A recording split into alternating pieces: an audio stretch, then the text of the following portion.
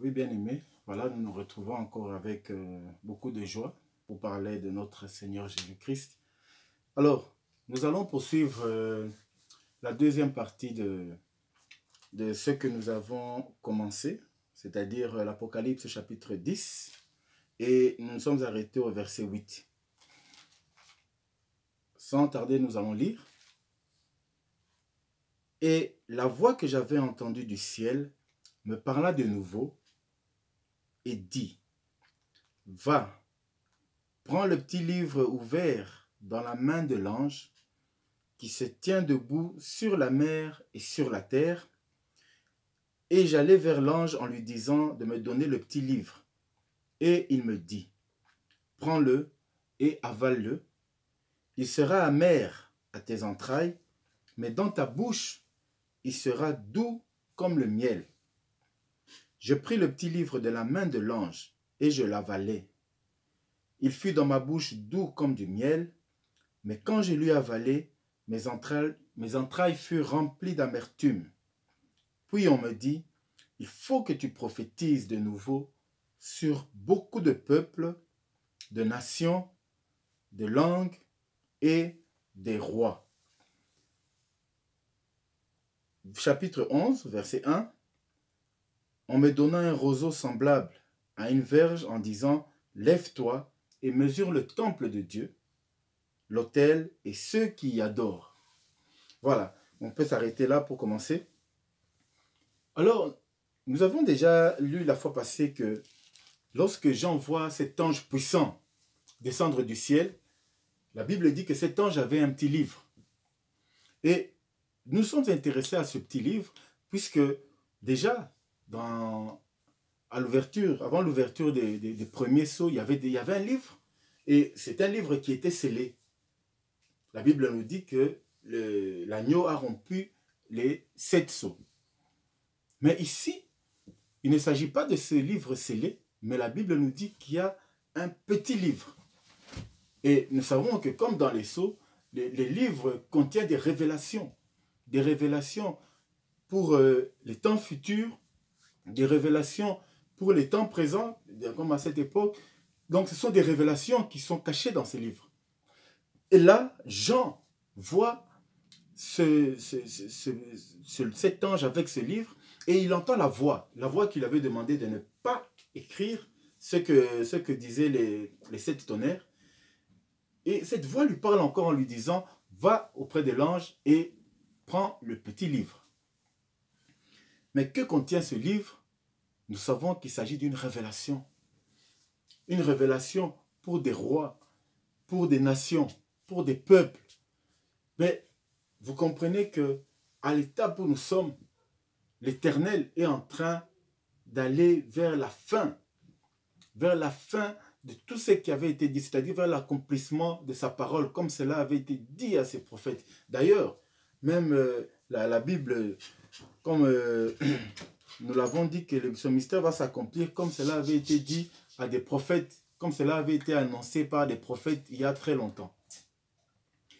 Alors, nous allons continuer en disant que, voilà, le Seigneur qui avait ce petit livre veut remettre le livre à Jean avec tous les secrets que contenait ce livre, c'est-à-dire des messages prophétiques pour les temps à venir. Mais les temps à venir, c'est-à-dire pour les temps qui restent avant qu'il vienne mettre sa domination sur la terre, avant qu'il vienne établir son royaume. Ce n'est plus le temps depuis le commencement, non, puisqu'il avait déjà révélé tout ce qui allait se passer avec les 7 sceaux. Mais là, il est en train de prophétiser pour le temps encore qui reste. Et la Bible nous dit que dans ce petit livre, le Seigneur marque toute sa puissance. Et quel que soit tout ce qui va arriver, quel que soit tout ce qui va se présenter, sa domination pour lui, pour l'Éternel, la résolution de tous les problèmes de l'univers, de tous les problèmes de la terre, de tous les problèmes des hommes, ne tient qu'à ce petit livre. Pour lui, c'est petit puisque sa domination est au-dessus de toutes ces choses. Mais pour nous, les hommes, ce sont des choses, des fois, qui nous dépassent, qui sont extraordinaires, qui sont gigantesques. Mais quelles que soient les montagnes, qui se présente devant de nous pour le Seigneur, tout repose que sur un petit livre. Pour lui, la résolution, la solution qu'il va donner à tous ces problèmes, c'est-à-dire pour arriver à ce que tous les prophètes avaient déjà annoncé depuis longtemps, pour lui, cela n'est qu'une question, en fait, je ne peux même pas dire une question de minutes, ce n'est pas le mot, mais je vais dire que pour lui, cela ne lui pose aucun problème. Il s'agit juste d'arriver au temps, et le temps est arrivé où maintenant il va accomplir ce qui avait été annoncé par les prophètes, c'est-à-dire établir sa domination éternelle. Alors pour ça, il tient ce petit livre. Et dans ce petit livre, la Bible nous dit, nous allons lire au verset, verset 9, « Et j'allai vers l'ange en lui disant de me donner le petit livre, et il me dit, prends-le et avale-le. Il sera amer à tes entrailles, mais dans ta bouche, il sera doux comme du miel. » C'est surprenant. Déjà, le livre, on le lit, on ne l'avale pas. Mais ici, l'ange, c'est-à-dire le Seigneur, dit à Jean de pouvoir avaler le livre.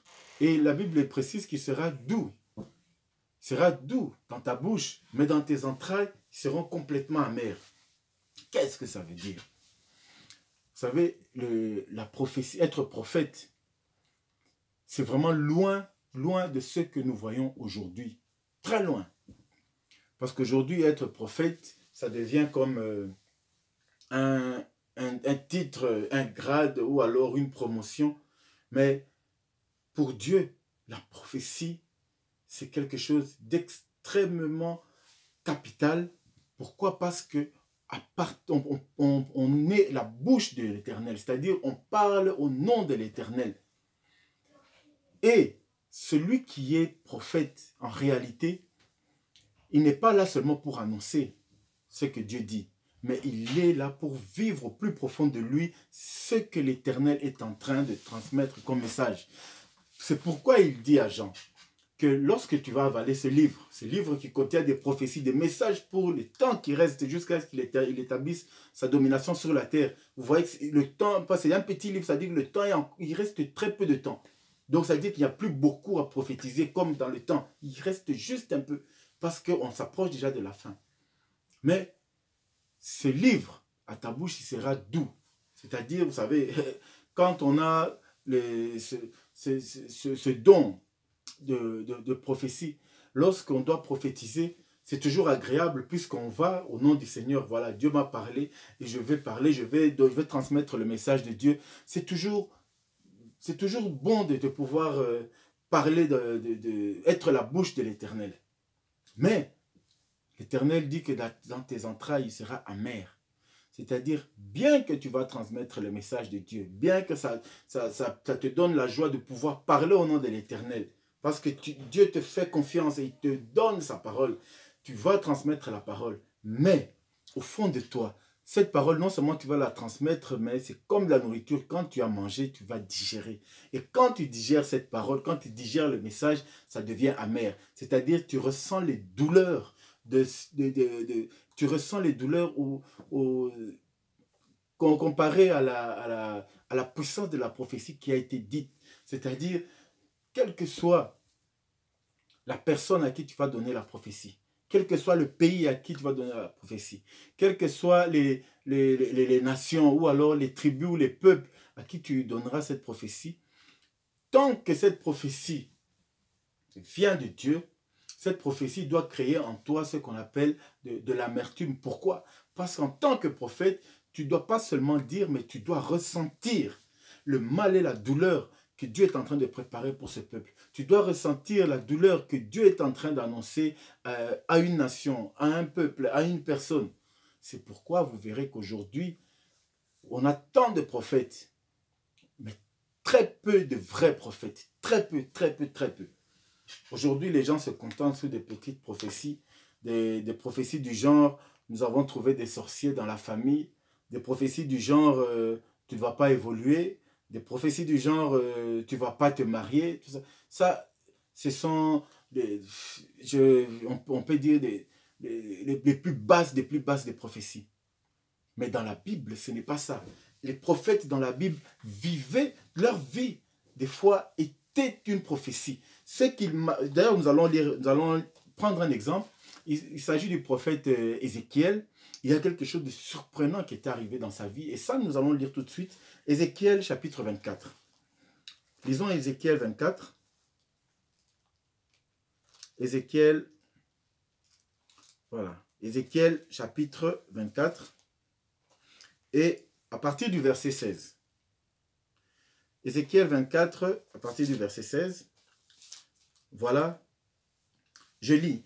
Alors ça, c'est pour nous faire voir le niveau de prophétie. Puisque vous comprenez que Jean, nous savons que c'était un serviteur de l'Éternel, il était disciple de Jésus. Mais ici, Dieu l'établit lui-même comme étant prophète. Parce qu'il lui dit que tu vas avaler ce livre, il sera doux. Dans les prophéties que tu diras seront doux dans ta bouche. C'est-à-dire que tu diras ces prophéties avec facilité. Mais tu vas porter le poids de ces prophéties. Et lisons ce qui est arrivé à Ézéchiel. Ézéchiel chapitre 24 et je commence au verset 16. Alors, fils de l'homme, voici, je t'enlève par une mort soudaine ce qui fait les délices de tes yeux. Oh! Donc, Dieu dit à Ézéchiel, je vais enlever, je vais prendre la vie à une personne que tu aimes, ce qui fait les délices de tes yeux, la personne que tu aimes. Nous comprenons qu'il s'agit de sa femme. Écoutez ce que Dieu dit. Tu ne te lamenteras point, tu ne pleureras point, et tes larmes ne couleront pas. Ah, ça c'est la prophétie. Lorsqu'on cherche à devenir un véritable prophète, voilà ce qui nous attend réellement. Ézéchiel, Dieu dit à Ézéchiel, je vais prendre la vie de la personne que tu aimes, celle qui fait le délice de ton cœur. Donc Dieu parle de la femme. Il dit qu'il va prendre la femme de Ézéchiel, c'est-à-dire qu'il va la tuer. Mais en plus de cela, il dit, tu ne vas pas pleurer, tu ne vas pas te lamenter, mais c'est impensable, impensable la prophétie. Les niveaux prophétiques peuvent atteindre des dimensions que l'on ne peut même pas imaginer. Surtout lorsque nous voyons les prophètes aujourd'hui, je vous dis que nous sommes au minimum du niveau de prophétie qui peut exister. Alors, continuons. Soupire en silence. Ne prends pas le deuil des morts. Ah, ça c'est incroyable. Attache ton turban. Mets ta chaussure à tes pieds et ne couvre pas la barbe et ne mange pas le pain des autres. J'avais parlé au peuple le matin et ma femme mourut le soir. C'est incroyable. Quel niveau de prophétie. Donc Dieu veut donner une prophétie. Dieu pouvait dire à Ézéchiel, va parler, parle en mon nom. Mais là, Dieu ne s'arrête pas au niveau de parler. Il ne s'arrête pas à la parole. Il va carrément changer ces paroles en transformant la vie d'Ézéchiel en une prophétie. C'est-à-dire que la femme d'Ézéchiel, celle qui fait le délice de ses yeux, Dieu va prendre sa vie, va l'arracher sa femme et il va lui dire de ne pas pleurer. Donc, c'est-à-dire que tous les rituels qu'on fait pour le deuil, c'est-à-dire se raser ou bien se cacher la barbe comme ça se faisait à l'époque, ou ne pas mettre le turban. Donc, tout ça, Dieu lui dit, tu ne feras rien. Tu ne vas même pas pleurer. Il dit qu'il ne faut même pas qu'une seule larme coule de tes yeux. Mais c'est incroyable le niveau prophétique. Je vous dis, être un véritable prophète, ça ne demande pas seulement de parler, mais c'est toute la vie qui peut être engagée dans la prophétie. Comme c'est le cas avec Ézéchiel. On continue la suite et qu'est-ce que Dieu dit? Qu'est-ce qu'Ézéchiel dit? J'avais parlé au peuple le matin, ça c'est le verset 18. J'avais parlé au peuple le matin, ça veut dire j'ai dit au peuple, j'ai donné la prophétie que Dieu m'a donnée. J'ai dit au peuple ce que Dieu a dit le matin et le soir, ma femme est morte. Le lendemain matin, je fis ce qui m'avait été ordonné. Le peuple me dit, ne nous expliqueras-tu pas ce que signifie pour nous ce que tu fais. C'est-à-dire, comment, explique-nous un peu. Qu'est-ce que tu es en train de faire? Tu viens, tu nous parles, et le soir, ta femme qui meurt, mais tu ne pleures pas. Explique-nous, on ne comprend rien. Je leur répondis, la parole de l'Éternel m'a été adressée en ces mots. Dis à la maison d'Israël, ainsi parle le Seigneur l'Éternel. Voici, je vais profaner mon sanctuaire, l'orgueil de votre force.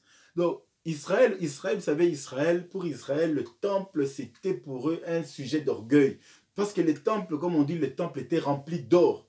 À l'extérieur, à l'intérieur. Donc, c'était un bijou. Aujourd'hui, je crois même que sur la terre, il n'y a aucun bâtiment, aucun, qui est construit comme était le temple. Je veux dire, avec la quantité d'or qu'il y avait sur les murs du temple, il n'y a aucun bâtiment sur la terre qui avait, jusqu'à aujourd'hui, aucun bâtiment qui pouvait avoir cette dimension du temple. Donc le temple faisait l'orgueil, la fierté des enfants d'Israël. Pour eux, c'était cette fierté-là. Mais malgré cette fierté, ils avaient cette fierté, mais ils ne marchaient pas selon la volonté de Dieu. Pour eux, c'était l'orgueil. Vous voyez ce que d'autres dieux nous a donné. Vous voyez là où se trouve notre Dieu et vous, vos dieux. Pour eux, c'était un sujet d'orgueil. Mais leur vie ne correspondait pas au temple qu'ils avaient construit pour l'Éternel. Alors, je continue. Ainsi parle le Seigneur l'Éternel. Voici, je vais profaner mon sanctuaire, l'orgueil de votre force, les délices de vos yeux, l'objet de votre amour, et vos fils et vos filles que vous avez laissés tomberont par l'épée. Alors Dieu qui annonce que vos enfants vont mourir. Ils tomberont par l'épée. Dans des guerres. Vous ferez alors comme j'ai fait. Vous ne vous couvrirez pas la barbe. Vous ne mangerez pas du pain des autres. Vous aurez des turbans sur la tête et vos chaussures sur les pieds. Vous ne vous lamenterez pas et vous ne pleurerez pas. Mais vous serez frappés de langueur pour vos iniquités et vous gémirez entre vous. Ézéchiel, et là c'est le summum, il dit Ézéchiel sera pour vous un signe. Donc qu'est-ce qui veut dire que Ézéchiel, ce qui arrive à Ézéchiel, donc Ézéchiel, Dieu lui arrache sa femme et lui dit de ne pas pleurer, de ne rien faire, pas un seul signe de deuil, et il va dire que vous allez voir ce qui va vous arriver. Vos enfants vont mourir, ils seront morts dans des conflits. Quand on dit qu'il va tuer par l'épée, c'est-à-dire dans des guerres. Mais à ce moment-là, vous ne ferez pas un seul signe de deuil. Il dit, et Dieu rajoute en disant, Ézéchiel sera un signe pour vous. Voilà ce qu'est la prophétie. La prophétie, ce n'est pas seulement de parler, ce n'est pas seulement de dire, mais la prophétie peut aller jusqu'au niveau de transformer ta vie en une prophétie, comme c'est arrivé à Ézéchiel. Qui peut accepter aujourd'hui, quand les gens crient aujourd'hui prophète, prophète, prophète, on s'appelle prophète, on a même des cartes de visite de prophète, qui peut accepter aujourd'hui que l'Éternel puisse prendre sa femme, puisse prendre ses enfants, pour que ce soit une prophétie pour une nation? Qui va accepter? Donc vous comprenez que le niveau prophétique, lorsqu'on parle de prophétie, ce n'est pas s'arrêter à dire que ta mère est sorcière, que ton fils est sorcier, que celui-là veut te tuer, que celui-là veut... Non, ce n'est pas ça la prophétie. La prophétie peut atteindre des dimensions énormes. Et c'est pourquoi, en revenant dans l'Apocalypse, l'ange dit à Jean, avale ce livre. Il sera doux dans ta bouche. Tu vas prophétiser, tu diras des paroles au nom de l'Éternel. C'est une joie, ça fait plaisir de parler au nom de l'Éternel. Mais tu vas porter la douleur de ce que tu vas entendre, de ce que tu devras transmettre. Tu vas porter la douleur. Et un véritable prophète, lorsque même Dieu te parle au sujet d'une personne, en toi, tu ressens cette douleur.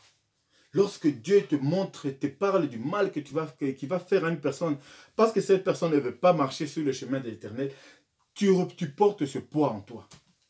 Même avant de pouvoir transmettre le message, tu ressens la douleur. C'est pourquoi la Bible dit que tes entrailles seront remplies d'amertume. Nous pouvons relire, c'est au verset 11, il dit, puis il me dit, non, pardon, au verset 9, et j'allais vers l'ange en lui disant de me donner le petit livre. Et il me dit, prends le livre et avale-le, il sera amer à tes entrailles, mais dans ta bouche, il sera doux comme le miel. Voilà ce qu'est un véritable prophète. C'est pourquoi, frère, c'est lorsque vous voulez aspirer à la prophétie, vous voulez être un véritable prophète, c'est merveilleux, c'est bien. Mais un prophète ne s'arrête pas seulement à la parole. Un véritable prophète, ça rentre jusque dans ses entrailles, ça rentre jusque dans sa vie. Ta vie peut devenir une prophétie. Une vie devient totalement une prophétie. Et lorsqu'on atteint ces niveaux de prophétie, il n'y a plus rien d'agréable à devenir prophète. On donne sa vie, on consacre sa vie à Dieu. Et Dieu peut nous utiliser comme il veut. Comme il a fait avec Ézéchiel. Jusqu'au point d'aller prendre sa femme et tuer sa femme pour que cela soit une prophétie, pour montrer aux enfants d'Israël qu'ils vont perdre ce qui leur est cher. Et malgré ça, ils ne devront pas pleurer. Voilà les niveaux prophétiques. C'est pourquoi l'ange dit à Jean que le livre, c'est-à-dire les prophéties que tu vas donner, seront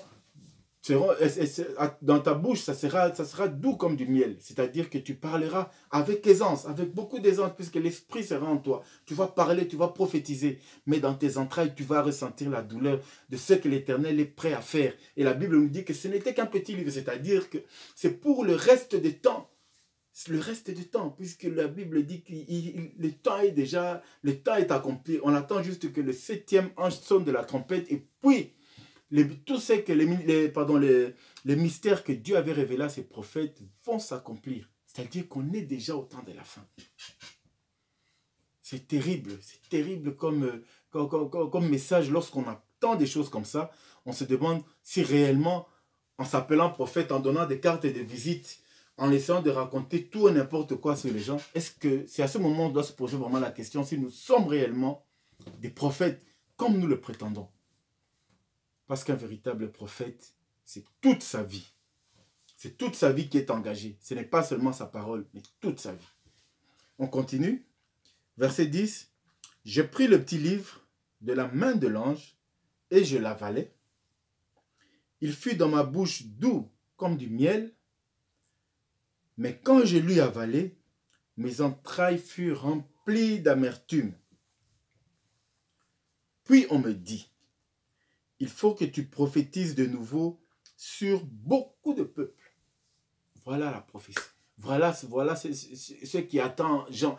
Jean qui était un disciple, oui, il pouvait avoir certainement ce don d'avoir des prophéties, mais ça, ce n'est pas précisé. Mais ici, l'ange l'établit carrément prophète.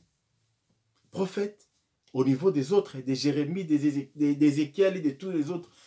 Il établit prophète en lui disant que tu vas prophétiser. Tu dois prophétiser sur beaucoup de nations, sur beaucoup de peuples, de nations, de langues et des rois. Voilà le petit livre. Le petit livre que les gens voient. Le Seigneur Jésus avec ce livre. Qu'il y a encore des révélations sur le petit temps qui reste.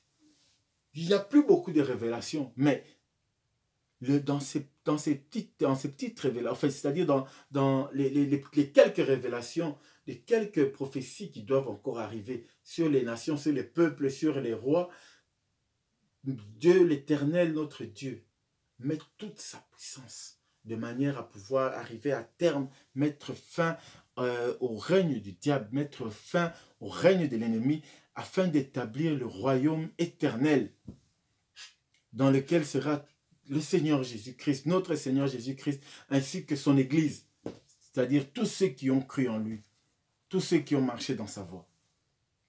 Voilà ce que nous révèle cette deuxième partie, frères et sœurs. Et d'ailleurs, on peut continuer au verset 11, au chapitre 11, pardon, au verset 1. « On me donna un roseau semblable à une verge, en disant, lève-toi et mesure le temple de Dieu, l'autel et ceux qui y adorent. » Nous devons comprendre une chose, que l'écriture de la Bible n'a pas été, au départ, les écrits ne sont pas divisés en chapitres, en versets, et c'est une très grosse erreur, ça c'est une parenthèse, c'est une très grosse erreur de pouvoir lire la Bible juste en prenant un verset et en se mettant à méditer sur ce verset. Parce que je vous dis clairement que vous n'y comprendrez rien du tout. La Bible n'a jamais été, la Bible n'est pas écrite en versets. Les écrits, je veux dire les écrits originaux ne sont pas écrits en versets. Il n'y a pas de versets, il n'y a pas de chapitres, c'était des rouleaux. Mais pour la compréhension et pour avoir des références, on a on l'a partagé, on l'a divisé en versets, en chapitres. C'est pour que l'homme se retrouve dans sa lecture. Mais la Bible en soi, les Écritures, à l'origine, ne sont pas écrites sous forme de chapitres comme ici. Ce sont des rouleaux. C'est-à-dire lorsqu'on parle de lorsque Jean voit, lorsqu'il avale ce livre et qu'on lui dit qu'il doit prophétiser sur des nations, sur des peuples, en réalité, le chapitre 11 ne fait que continuer. C'est une continuité. C'est pourquoi nous allons enchaîner, nous allons continuer. Ici, on nous dit, on me donna un roseau semblable à une verge. Parce que l'ange lui a dit que tu dois prophétiser sur des rois, sur des nations, sur des tribus, sur des peuples.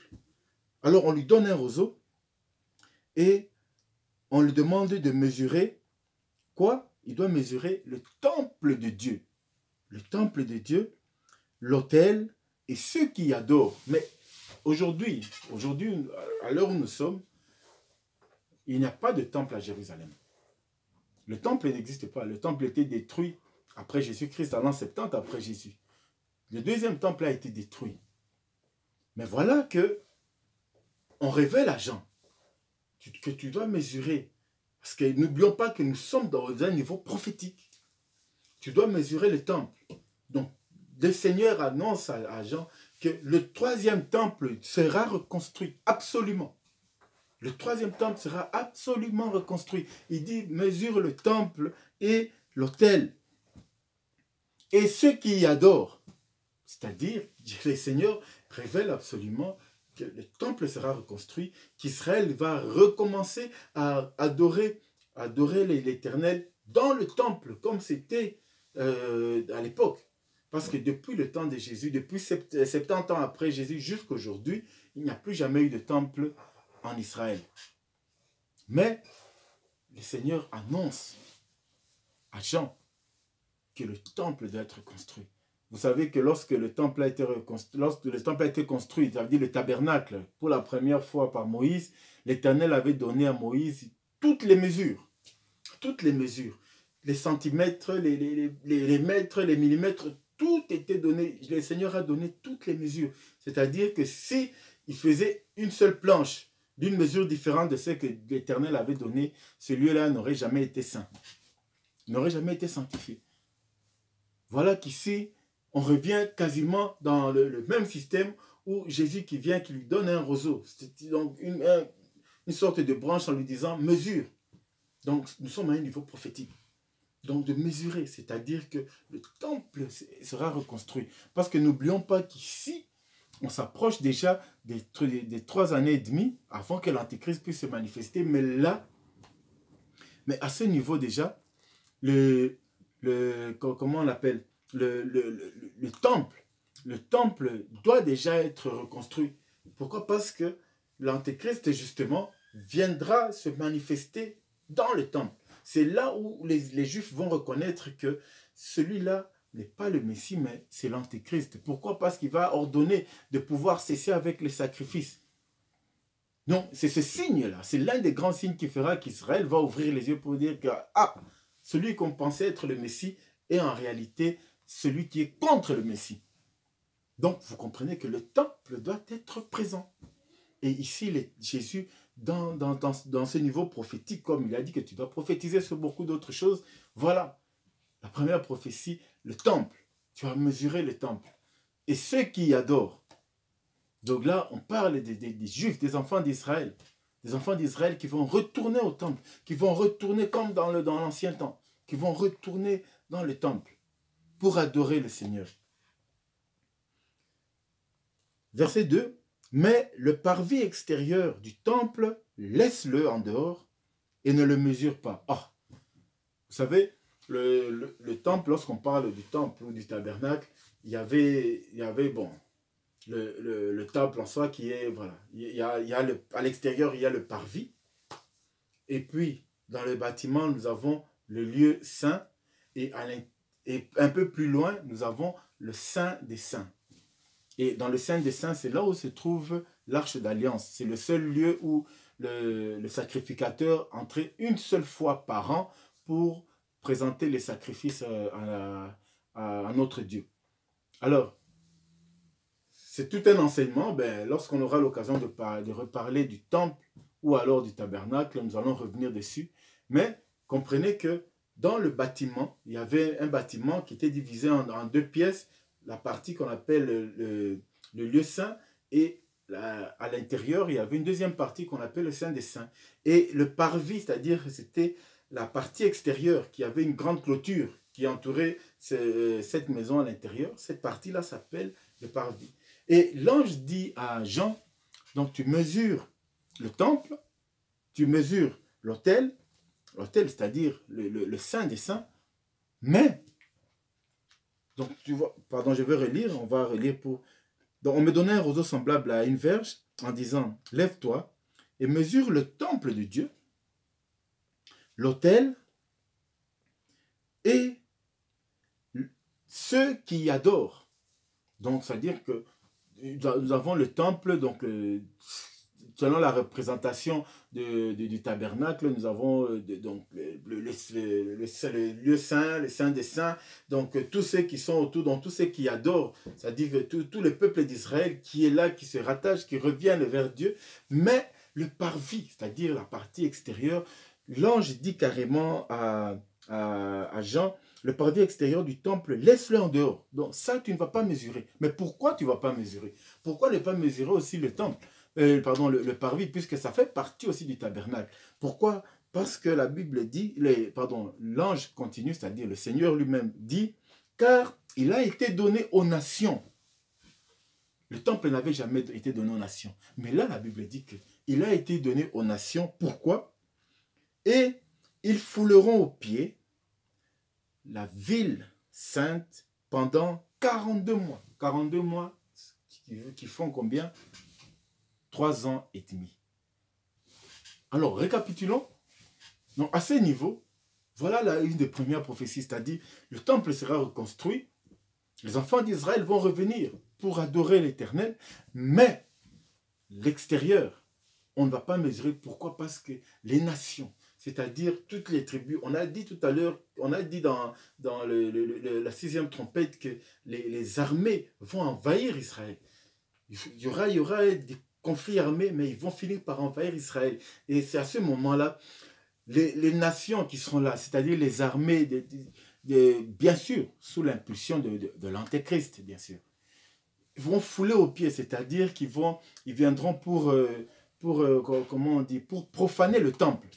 Pour profaner le temple. Et si nous lisons selon ce qu'a dit Daniel dans la vision de Daniel, le temple, donc l'antéchrist voudra même s'asseoir dans le temple, viendra s'asseoir dans le temple et se faire adorer. Il voudra qu'on abandonne tout ce qui est sacrifice, qu'on abandonne tout ce qu'on faisait dans le temple là pour adorer son image, pour adorer l'antéchrist. Il veut se faire adorer dans le temple. C'est pourquoi la Bible dit que le Seigneur dit que pour ce qui est du parvis, laisse, ne mesure pas parce que cela sera profané par les armées, c'est-à-dire par l'antéchrist. Donc vous comprenez que l'antéchrist viendra et c'est là qu'il va commencer à se dévoiler comme étant réellement l'antéchrist. Plus comme étant cet homme politique qui venait séduire les nations, non, mais réellement comme celui qui vient s'opposer au projet divin, qui vient s'opposer à notre Messie et essayer de faire asseoir son règne, même dans le temple de Dieu. Voilà pourquoi le Seigneur dit, ne mesure pas le parvis, c'est-à-dire les nations, les peuples, les tribus viendront pour assiéger Israël, pour essayer de dominer sur Israël et d'empêcher qu'Israël puisse se rattacher à Dieu à travers toutes les pratiques qu'ils font dans le temple. Donc, voilà les niveaux prophétiques. On a parlé du niveau prophétique que le Seigneur a donné à Jean. Et il commence déjà par révéler quelque chose d'extrêmement important qui est le temple.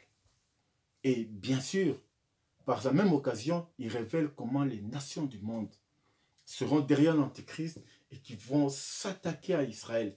Et bien pas seulement Israël, puisque lorsqu'on va toucher au temple, on va toucher au cœur de Dieu lui-même. Alors ils vont s'opposer à Dieu, ils vont s'opposer aux enfants d'Israël. Et en réalité, celui qui va mener tout ce peuple dans ces désordres, dans cet esprit de conflit et de destruction, ça sera l'Antéchrist lui-même, avec son gouvernement. D'ailleurs, dans les chapitres qui vont suivre, nous allons voir comment va se lever la bête qui veut représenter, au fait, qui représente le gouvernement de l'Antéchrist. Donc voilà, frères et sœurs, ce que la Bible nous révèle au sujet de ce petit livre. Et comment fonctionne la prophétie. La prophétie, dans la bouche, elle peut être agréable. Parler au nom du Seigneur, c'est très agréable. Ça fait plaisir. Ça donne ce sentiment que l'Éternel a confiance en nous. Il nous donne des tâches qui sont difficiles. Mais la prophétie ne s'arrête pas seulement à la parole, mais la prophétie va jusque dans nos entrailles, puisque nous ressentons la douleur que nous allons prophétiser, ce que nous allons dire de nos bouches. Nous ressentons, nous portons le poids de ces douleurs. Et même la vie d'un prophète peut être transformée en prophétie. Sa vie peut être complètement transformée en prophétie, comme nous avons vu le cas d'Ézéchiel, mais il y a beaucoup d'autres cas dans la Bible. C'est pourquoi, frères et sœurs, nous devons savoir ce que veut dire la prophétie. Nous devons savoir comment nous rattacher à l'Éternel et que la prophétie, nous devons savoir que ce n'est pas seulement parler au nom de l'Éternel, mais c'est vivre. C'est comme ça que Jean a dû avaler ce livre pour parler au nom de l'Éternel, pour que les temps qui restent et les moments très difficiles, parce que n'oublions pas que l'Antéchrist vient se manifester et les moments deviennent encore très difficiles. Mais dans ce moment-là, l'Éternel montre toujours sa victoire parce que c'est lui qui a la domination. La Bible nous dit qu'il a un pied sur la terre et un autre pied sur la mer. Donc, il a la domination sur toutes choses. Et la victoire est déjà arrêtée puisqu'il a dit qu'il n'y aura plus de temps. Il n'y aura plus de délai. Maintenant, la victoire est arrêtée. Ce qu'il a dit au prophète depuis le commencement, cela va s'accomplir. Et il dit à Jean, voilà, le temple sera reconstruit. Les nations viendront pour assiéger Israël. Mais la victoire, j'ai la domination sur la terre et sur la mer. Voilà, frères et sœurs, ce que nous pouvons dire pour ce passage. Prochainement, nous allons continuer là où nous sommes arrêtés, c'est-à-dire l'Apocalypse chapitre 11. Et nous allons commencer à partir du verset 3.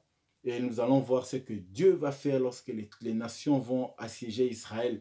Et la Bible dit qu'il va, l'Éternel lui-même dit qu'il va envoyer les deux prophètes. Et nous allons parler de ces deux prophètes. Que Dieu vous bénisse. À très bientôt.